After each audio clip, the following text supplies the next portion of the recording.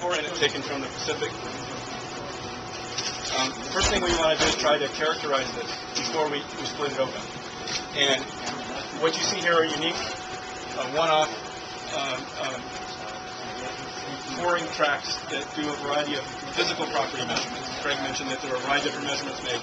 These do things like measure the density of grains that are in there, how fast velocity moves through it, which you can make some interpretations on. We can have proxies to measure porosity. That's how much grains versus water is in that mix of sand or silt and clay.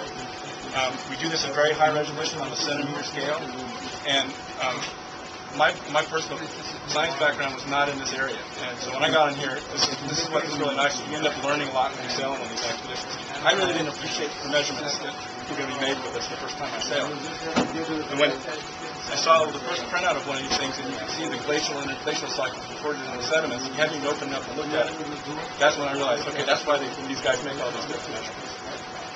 One of the other things that we do is after we drill the hole, we'll lower tools down in the hole on a wire line, slowly bring them up and measure physical properties in situ.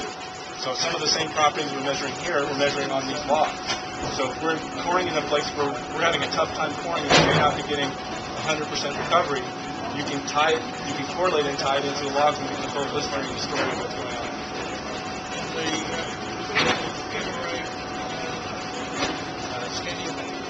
We have a separate natural gamma ray device that we run it through. This one has much greater resolution than our old one. And that's one of the real tools that we can use for the tools that go on.